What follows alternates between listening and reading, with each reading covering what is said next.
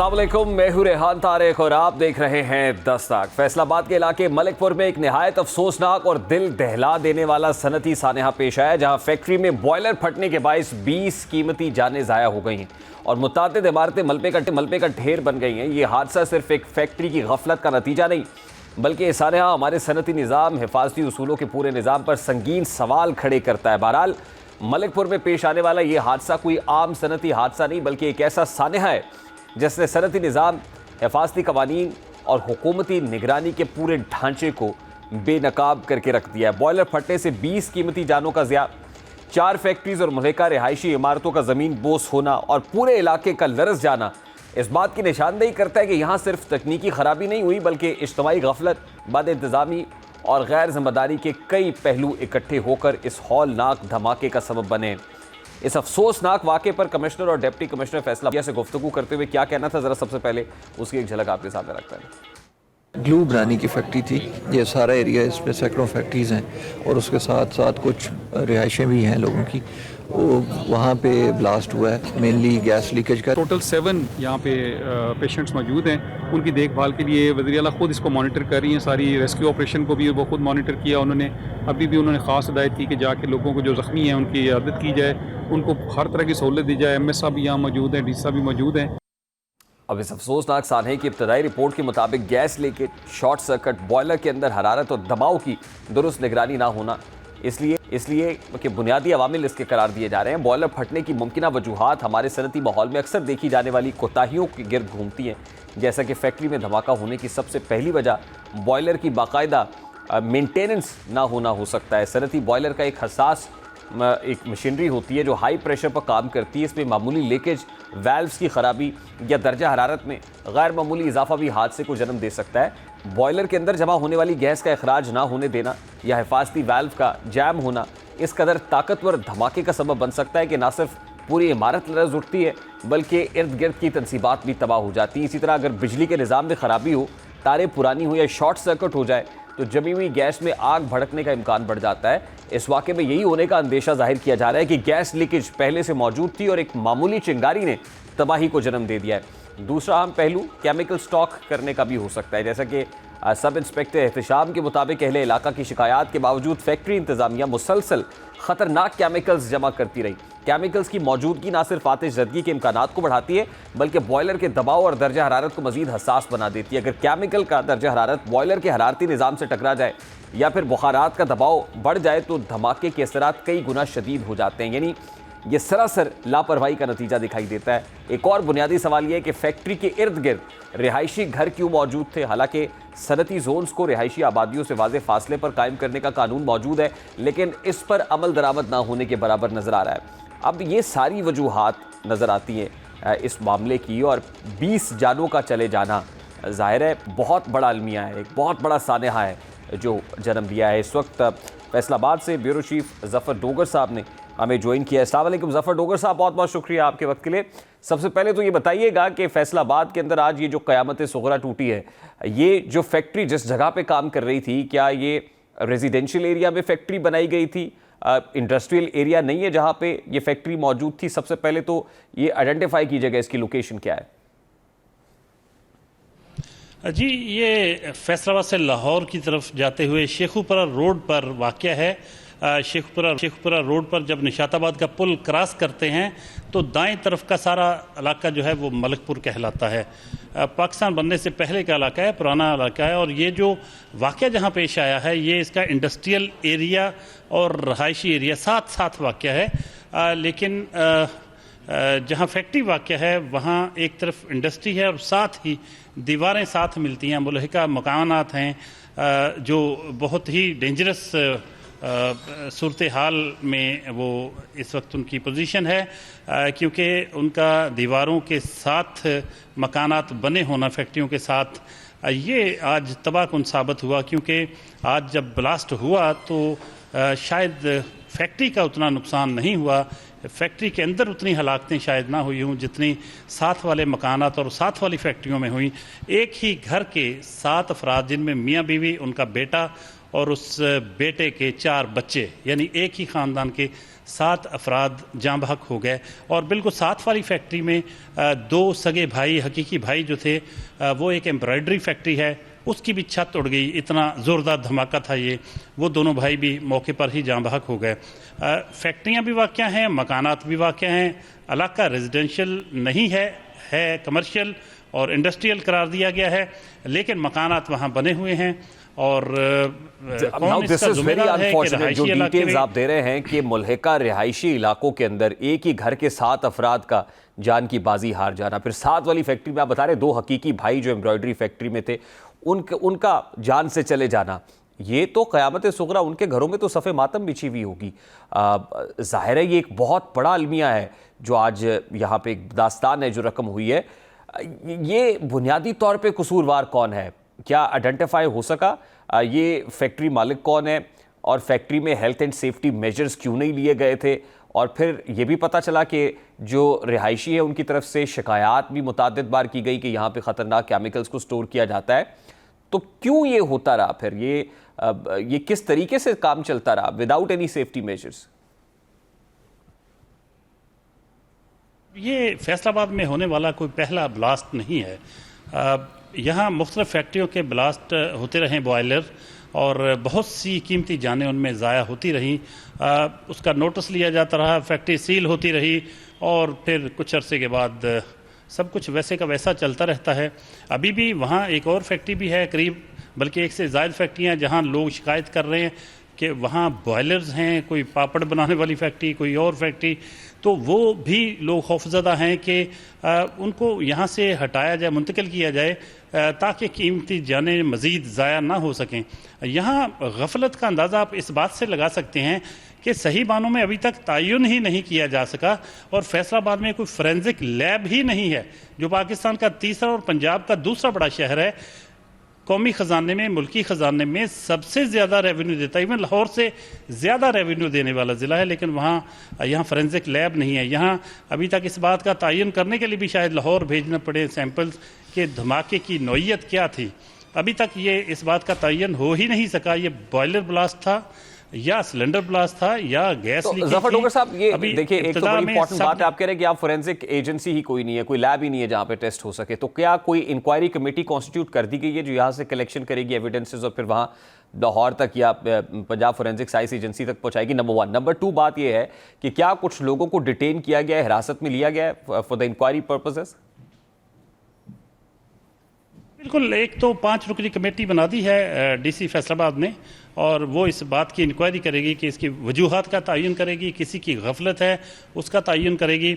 और इसके साथ साथ कुछ अफराद को, जिसमें जो फैक्ट्री का मैनेजर है उसको भी हिरासत में लिया गया है, जबकि 2-3 और अफराद को हिरासत में लिए जाने की इतलात हैं। जबकि जो 20 अफराद की हलाकत का मुकदमा और उसमें दहशत गर्दी की दफ़ात भी शामिल हैं, वो दर्ज किया गया है फैक्ट्री मालिक के ख़िलाफ़। ये तो मैयर लिए गए, पर्चा भी हुआ, मुकदमा दर्ज कर लिया गया, और कंपनसेशन का भी कहा जा रहा है कि कंपनसेट किया जाएगा, जो जानें चली गई उनका मुआवजे अदा किए जाएंगे।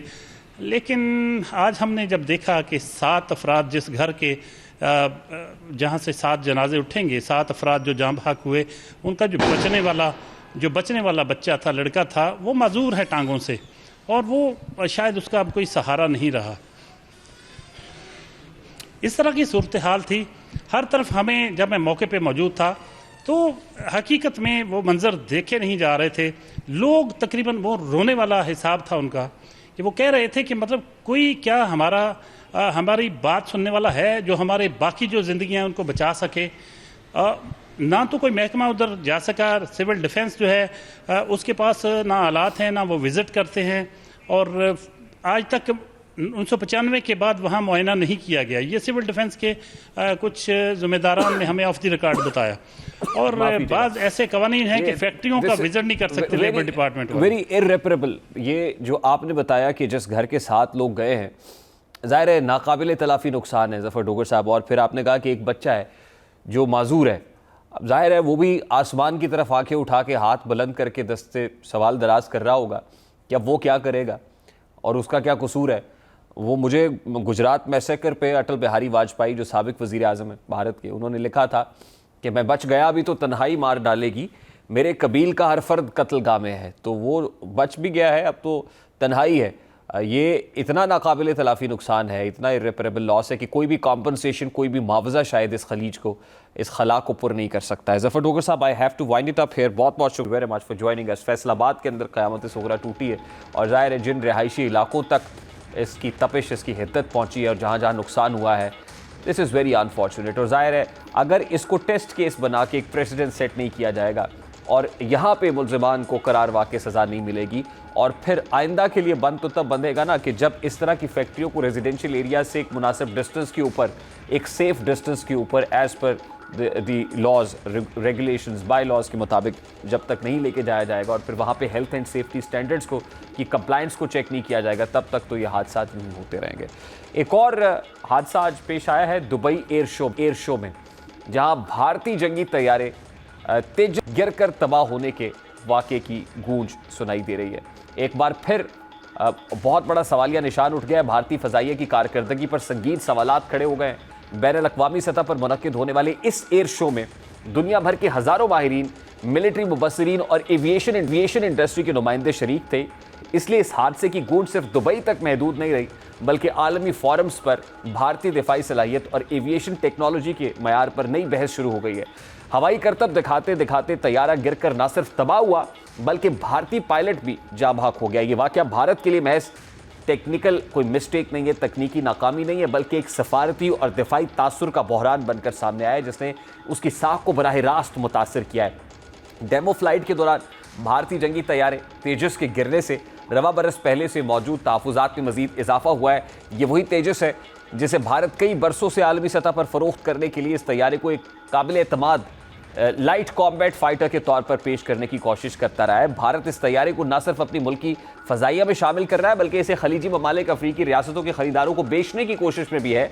लेकिन एक बैनुल-अक़वामी एयर शो में इस तरह का हादसा इसके बरक्स तासुर पैदा करता है कि या तो तैयारे में कोई तकनीकी तौर पर कमज़ोरियाँ हैं, या फिर भारतीय पायलट्स की तरबियत और ऑपरेशनल प्रोटोकॉल में कोई बुनियादी मसला मौजूद है। यह हादसा अचानक पेश नहीं आया। चंद दिन कबल इसी एयर शो के दौरान तेजस तैयारे से तेल लीक होने की फुटेज भी वायरल हुई थी, जिस पर भारतीय दिफाई हुक्काम ने हंगामी तौर पर वजाहतें पेश की। मुसलसल पेश आने वाले ये वाक़यात इस बात का इशारा है कि भारतीय लाइट कॉम्बैट एयर फ्रेम के डिज़ाइन पर जो मेंटेनेंस है या क्वालिटी कंट्रोल है, उसमें वो इस्तेहकाम नहीं जो एक आलमी मार्केट, इंटरनेशनल मार्केट पे कामयाब ब्रांड के लिए ज़रूरी समझा जाता है। भारतीय फ़ज़ाइया की कारकर्दगी पर ये सवालात नए नहीं हैं। माजी में भी उसकी ऑपरेशनल कारकर्दगी कई मौक़े पर शदीद तनकीद की ज़द में रही है। इलाकाई तनाजुर में देखा जाए तो भारत को सबसे बड़ी सुबकी उस वक्त उठाना पड़ी जब पड़ोसी मुल्क पाकिस्तान के साथ होने वाली कशीदगी के दौरान भारतीय फ़ज़ाइया को अपने कई तैयारों के नुकसान का सामना करना पड़ा। उस दौरान भारत की हिकमत अमली, तैयारी और तैयारों की सलाहियतों पर शदीद सवालात उठे। भारत ने अंदरूने मुल्क एक नैरेटिव तश्कील देने की कोशिश की, लेकिन आलमी अस्करी मुबस्सिरीन के तज्ज़ियों ने वाज़ेह किया कि भारतीय फ़ज़ाइया ने इस दौरान वो नताइज हासिल नहीं किए जो एक बड़ी इलाकाई ताकत के होने के दावे से मेल खाते हों। भारतीय फ़ज़ाई तैयारों के साथ साथ बार बार हादसा पेश आना इस बात की वाज़ेह दलील है कि भारतीय फ़ज़ाइया कमज़ोर है। लेकिन भारतीय फ़ज़ाइया ये नाम नेहाद दावा करती आई है कि दुनिया की सबसे बड़ी फोर्सेस में से एक है, लेकिन अगर उसका मवाजना पड़ोसी ममालिक या ख़त्ते की दूसरी एयर फोर्सेस से किया जाए तो इसे सिर्फ जदीद टेक्नोलॉजी ही नहीं, बल्कि आला तरबियत, ऑपरेशनल शफाफियत और एक मजबूत कमांड सिस्टम की ज़रूरत भी है, क्योंकि भारतीय फ़ज़ाइया कई बरसों से दाखिली चैलेंजेस और टेक्निकल जो क्राइसिस है उसका शिकार है। दुबई एयर शो का वाक़या भारत की दिफाई सनत के लिए भी एक सख्त धचका है। भारत कई दहाइयों से दिफाई खुद इन्हिसारी का बयानिया पेश कर रहा है, लेकिन खुद इन्हिसारी का मतलब सिर्फ मुल्क की पैदावार नहीं होता, बल्कि मयार, एतमाद और आलमी सतह पर काबिल कबूल कारकर्दगी भी उतनी ज़रूरी होती है। अब ये जो कुछ हुआ है दुबई एयर शो में, it was 19th in the row, 19वां एयर शो हो रहा था। इससे पहले कभी इस तरह का वाक़या पेश नहीं आया, कभी इस तरह का हादसा रूनुमा नहीं हुआ। This is first of its own kind. तो भारत के लिए कितना बड़ा ये डैमेज है, ज़ाहिर है उसके नैरेटिव के लिए, उसके ब्रांड के लिए ये कितना डैमेजिंग है, इस पर बात करेंगे। Let's take a very quick short break है। ब्रेक के बाद इस पर मज़ीद बात करेंगे। इस ब्रेक के बाद हमारे साथ रहिए।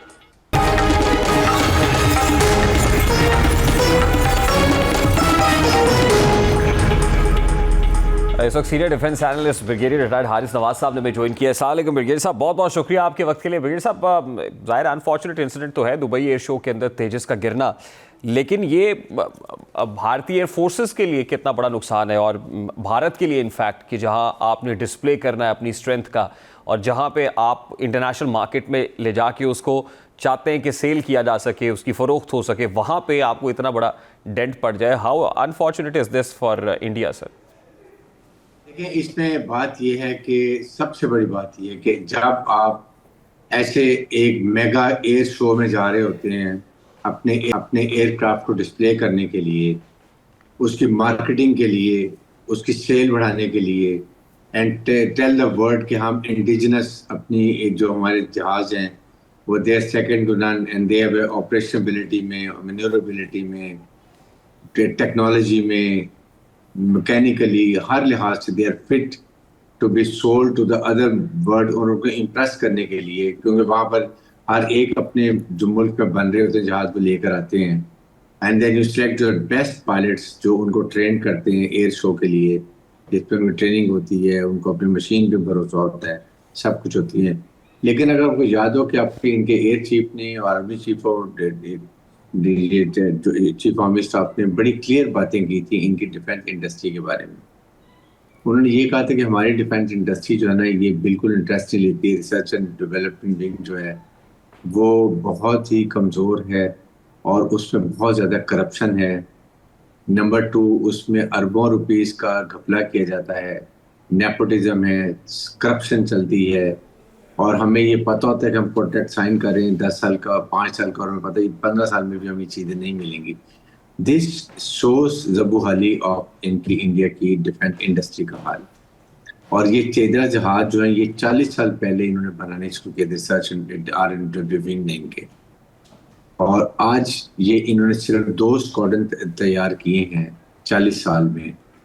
ऑन द कॉन्ट्री, पाकिस्तान में हमने थंडर जहाज J-17 15 से 20 साल पहले हमने ये इंडस्ट्रीज प्रोडक्शन शुरू की, मिशन लेकर आए, टेक्नोलॉजी ली, बनाने शुरू किए। आज अल्हम्दुलिल्लाह 200 हमारे पास J-17 थंडर जहाज है, और अब हम J-10 भी हम असेंबली करने शुरू कर दिए।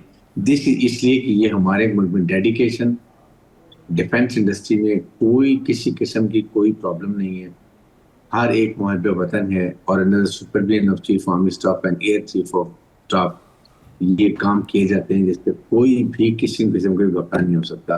रिजल्ट साफ जाहिर है। ठीक, अच्छा ये सब this is the second aircraft of this type बताया जा रहा है कि जो अब इस तरीके से तबाह हुआ है। और फिर जाहिर है अभी तो F-35 की बात हो रही थी कि अमेरिका से F-35 ले, फिर जाहिर है रफाल के हवाले से बात हुई कि उनको कितना डैमेज हुआ है। तो इस क्योस के अंदर ज़ाहिर स्ट्रेटेजिक फ्रंट के ऊपर बड़ी इंपॉर्टेंस रखती है, और इस एरिया में इन पर्टिकुलर कि अभी आपने अपने पड़ोसी मुल्क से जो है हाल ही में शिकस्त खाई हो, और आपके रफ़ेल इस तरीके से गिरे हों कि ख़ुद US प्रेसिडेंट डोनाल्ड ट्रंप ये बात कर रहे हैं।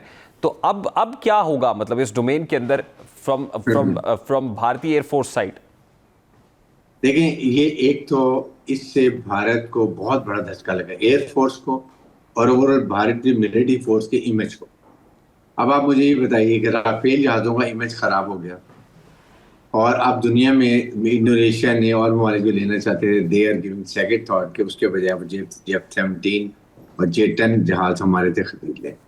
अभी एयर शो के दौरान में हमारे जो पायलट सब डिस्प्ले किए हैं J-17 को, और जो मैनेवरेबिलिटी, ऑपरेशनबिलिटी उसने दिखाई है, तो कई मेमोरी साइन हो रहे हैं, कितने मुल्क के कई मुल्क खरीदना चाह रहे हैं, इंटरेस्ट शो कर रहे हैं। वर्सेस ये जहाज, इसका 2 दिन पहले अगर आपको याद हो कि ऑयल इसका लीक हो गया था, उसके बाद इसको टेक्निकली ठीक नहीं था, इसको फिर भी डिस्पाइट उन्होंने इनको उड़ाया, और नतीजा आपके सामने है। सो दुनिया में इसकी एक तो मार्केटिंग ख़त्म हो गई, इनका शेयर डाउन हो गए। आप मुझे बताइए, कोई मुल्क क्या इंडिया को अपने जहाज बेच के अपने कंपनी की मार्केटिंग ख़राब करना चाहिए? अगर 35 F-35 जहाज अमेरिका देता है और वो जहाज 2-3 गिरते हैं और पाकिस्तानी फोर्स के मुकाबले में हम उनको गिरा देते हैं, तो उनकी क्रेडिबिलिटी क्या रहेगी? कौन खरीदेगा? अभी तो सऊदी अरब भी खरीद रहा है कि वो कह रही है हम काफ़ी जहाज खरीदेंगे, तैयार बैठे हुए हैं। नहीं, ये सब ये टेक्निकल फॉल्ट है कोई, मतलब, या फिर ऑपरेशनल कैपेबिलिटी का इशू है? नहीं, देखिए, टेक्निकल फॉल्ट जहाज में थी, मेंटेनेंस फॉल्ट भी थी, और अगर टेक्निकल फॉल्ट जो ऑयल लीक हुआ, आपने उसके बाद उसके और भी उसमें पता चले कि खरामियाँ थी, डायनेमिक्स की प्रॉब्लम थी, तो आपने जहाज़ को क्यों उड़ाया? अपने पायलट की जान को भी रिस्क लिया, और हमें उसका अफसोस है। चाहे जो भी बात है, ये एक इंसानी जान है, उसकी फैमिली है, उसकी फैमिली के साथ क्या हाल होगा। ये तो इंडिया में ये तो बुचर है ना नरेंद्र मोदी, इसको तो जिसको क्या फर्क पड़ता है। और अमित शाह, राजनाथ सिंह, अजीत डोभाल, 4 का टोला जो खंड भारत को लेके चल रहा है, सोच ही एक ही है कि जी हमने भारत में सिर्फ एक अपर क्लास को रखना है। तो इसकी वजह से अब इंडियन एयरफोर्स को कितना 900 जहां पायलट्स कम है इंडिया में, 9 स्क्वाड्रन्स कम है, नहीं आ रहे पायलट्स इनके पास, नहीं ज्वाइन कर रहे, डरते हैं पाकिस्तानी पायलट से, पाकिस्तान एयरफोर्स से। ये हाल है। जिस फौज के कमांडर्स पे उनके ट्रुप्स को, ऑफिसर्स को ट्रस्ट ना हो और उनके मोरल डाउन हो, तो क्या वो फौज को भी लड़ सकती है, एयरफोर्स लड़ सकती है? जिस पायलट को अपनी मशीन पर ट्रस्ट हुआ, एक MiG-21 अभिनंदन को जो गिराया था, वो भी सारे ग्राउंड हो गए हैं। वो कहते थे ये फ्लाइंग ताबूत है, मैं घुरता था गिर जाता था जहाज, इतने पुराने थे। इसी के को चेंज करके अब ये ला रहे थे कि ये हम लेटेस्ट तेजस लेकर आएंगे, और वो भी 2 स्क्वाड्रन तैयार किए 40 साल के अंदर। इमेजिन करें आप, ये स्टेट ऑफ इनकी मेंटेनेंस, स्टेट ऑफ रिसर्च और स्टेट ऑफ इनकी ये करप्शन है, जिसकी वजह से आज इनको ये दिन दुनिया के सामने देखना पड़ा। और अब क्या आपका तेजस का कोई खरीदार होगा? आपकी जहाज इसलिए लेकर आते हैं ना शो में कि जी हमारा मुल्क का बेहतरीन जहाज पेश करते हैं, मैन्यूवरेबिलिटी में, ऑपरेशनबिलिटी में, पायलट बेस्ट हैं, दिखाते हैं, और फिर वो आपको दिखाते हैं कि हम ये जहाज खरीदें। अभी को खरीदेगा जहाज को? अच्छा बिगिन साहब, now is it possible to just get away with this?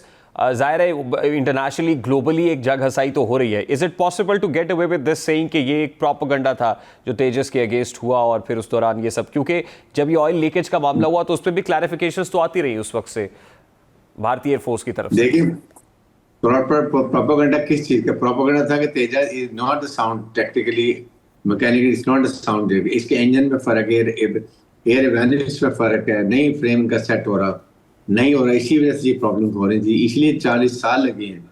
Even then ये नहीं कर सके। इस पायलट ने इसके ऊपर बहुत ट्रेनिंग की थी, 6 महीने स्पेशल ट्रेनिंग भी की है, 6-7 इसने माइलस्टोन होते हैं वो भी अचीव किए। He was one of the good pilots, but then when the machine is not working. और आपकी देखें, आपको अपनी मशीन पर पूरी महारत होनी चाहिए। पायलट्स को अगर ये पता हो कि मेरे जहाज में ये फॉल्ट है, he should refuse to fly, he should never fly. बजाय इसके कि 650 करोड़ का ये जहाज है एक, आप इमेजिन एक जहाज जो इंडिजिनस बना रहे हैं ये। अब इससे अंदाजा लगा लें, ये जो इनके राफेल हैं ये कोई 200-250 मिलियन डॉलर का जहाज है। और मेरे ख्याल में अब इनको इंडिजिनस बनाने छोड़ देने चाहिए, और इनको कंपनी कोई बार की अब जहाज नहीं देगी। मेरे अंदाजे में ये इतने नालायक हैं, उनकी कंपनी के शेयर डाउन करा देते हैं, उस कंपनी की वैल्यू डाउन करा देते हैं, जहाज की सारी कीमत खत्म हो जाती है, जैसे राफेल का साथ जिन्होंने किया। इसलिए मैं बता रहा हूँ, और Chinese they are very happy कि पाकिस्तान ने उनकी मार्केटिंग बढ़ा दी है। हमने उनको, उन्होंने हमें जहाज दिए, हमने ऐसे चला के दिखाए हैं जैसे, क्योंकि पायलट ट्रेंड, ऑपरेशनली ट्रेंड। ये बड़ी इंपॉर्टेंट बात आप कर रहे हैं कि पाकिस्तान तो चाइना के लिए बिजनेस कार्ड साबित हुआ है। बिल्कुल, तो दैट्स ये फर्क है। They are more happy. अभी वो J-10 भी देंगे आपको, दूसरे नई वर्जन भी देने के लिए तैयार बैठे हुए, बिकॉज जो जहाज देंगे, पाकिस्तान के पायलट इतने ट्रेंड हैं, इतने एफिशिएंट हैं कि वो इसको मार्केटिंग इसके, बल्कि मैं तो कहूँ चाइना को सिर्फ फ्री जहाज दें, ताकि हम इनकी मार्केटिंग कर रहे हैं। ये वी शुड गेट एटलीस्ट 10 जहाज में वो फ्री भी मिलने चाहिए मार्केटिंग के लिए, जैसे एक तरीका होता है। तो इसलिए इस वक्त इंडिया के, अब ये मुझे बताइए ऑपरेशन मजदूर क्या करेंगे? करें ना, आप करके दिखाएंगे, हम बताते रहेंगे क्या करते हैं। DGI ने नहीं कहा कि अगर तुम करोगे तो हम तुम्हारा 60% ज़्यादा इकोनॉमिक मिलिट्री लॉस करेंगे। फील्ड मार्शल सईद आसिम मुनीर ने पाकिस्तान मिलिट्री एकेडमी की कैडेट्स पासिंग आउट पे उन्होंने कहा कि don't go for any miss adventure, वो तुम्हारा लॉस होगा तो तुम्हारी नस्लें याद रखेंगी। जहां तक हमने इनको कह दिया, ठीक, टेक्नोलॉजी में, साइबर वॉरफेयर में, बिल्कुल सही। Unfortunately I have to wind it up here sir, मुझे ब्रेक लेने का कहा जा रहा है। हारिस नवाज साहब हमारे साथ मौजूद थे। Let's take a break here, और ब्रेक के बाद वापस आता है।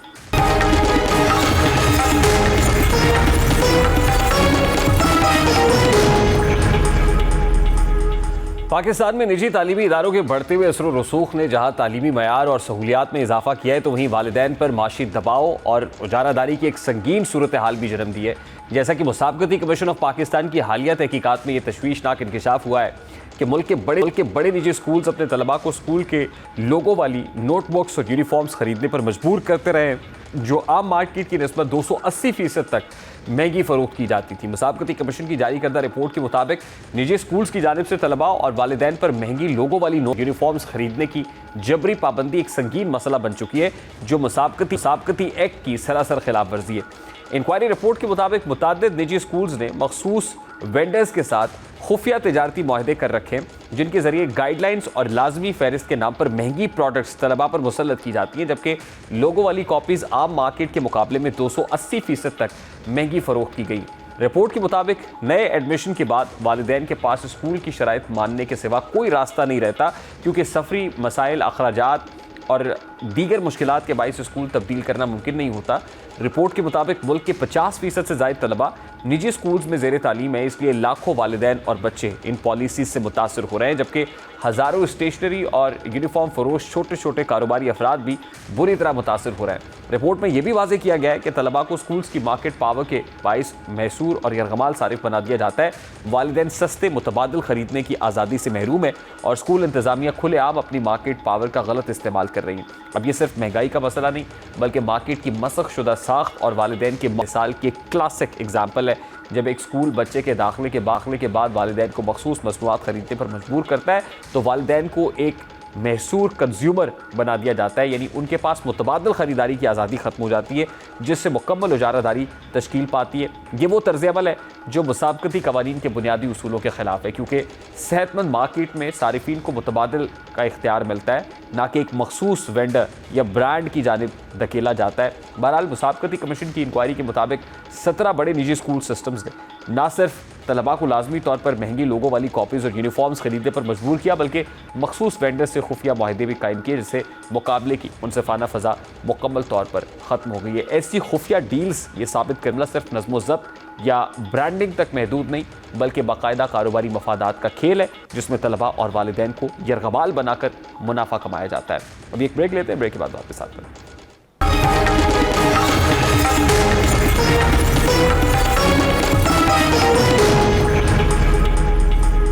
डिजिटल मईशत के तेज़ी से फैलते मंजरनामे में ऑनलाइन शॉपिंग दुनिया भर के सारिफीन की रोज़मर्रा की ज़िंदगी का लाजमी हिस्सा बन चुकी है, लेकिन इस बढ़ती सहूलत के साथ साथ ख़तरात भी गैर मामूली रफ्तार से बढ़ रहे हैं। इस हवाले से आलमी साइबर सिक्योरिटी इदारों की ताज़ा तरीन रिपोर्ट्स ने सारिफीन के लिए एक संगीन अलर्ट जारी किया है, जिसमें बताया गया है कि बड़े ऑनलाइन सेल इवेंट्स के दौरान साइबर जराइम पेशा गिरोह ज़्यादा सरगर्म हो जाते हैं। ये गिरोह ऐसे जाली ऑनलाइन स्टोर्स बनाते हैं जिनका डिज़ाइन, रंग, अंदाज और यूज़र इंटरफेस बिल्कुल असल प्लेटफॉर्म से मिलता जुलता होता है। सारिफीन कम कीमत और पुरकशिश ऑफर्स के झांसे में आकर अपनी अदायगी की तफसीलात दर्ज कर देते हैं और यूँ मिनटों में उनके बैंक अकाउंट्स तक रसाई हासिल करके रकम निकाल ली जाती है। मसले की संगीनी ये है कि ये जाली जो साइट्स हैं वो अक्सर ईमेल्स, डिस्काउंट्स, लिंक्स या फिर सोशल मीडिया के इश्तिहारात के ज़रिए सामने आती हैं, जिन्हें पहचानना आम सारिफ के लिए नहायत मुश्किल होता है। साइबर सिक्योरिटी माहिरीन के मुताबिक बड़े सेल्स जो सेंटर्स हैं उनमें सारिफीन कम कीमत के लालच में अमूमन एहतियात छोड़ देते हैं। यही लम्हा धोखेबाजों के लिए सुनहरी मौका बन जाता है। रिपोर्ट में निशानदेही की गई है कि ऑनलाइन धोखे की जदीद इकसाम सिर्फ अदायगी की मालूमात चुराने तक महदूद नहीं रही, बल्कि कुछ साइट्स सारिफ के पूरे डिजिटल डिवाइस को मुतासर करने की सलाहियत रखती है, जिससे निजी डेटा, तस्वीर, राब्तों और पासवर्ड्स तक रसाई हासिल हो सकती है। ये नया खतरा इस बात का तकाजा करता है कि सारिफीन महज सादा एहतियात पर इक्तफा न करें, बल्कि मुस्तकिल सिक्योरिटी हाइजीन पर अमल करें। प्रोग्राम का वक्त अपने इख्तिताम को पहुंचा। आपसे मुलाकात होगी इंशाअल्लाह अगले हफ्ते। अपना रखिए ख्याल।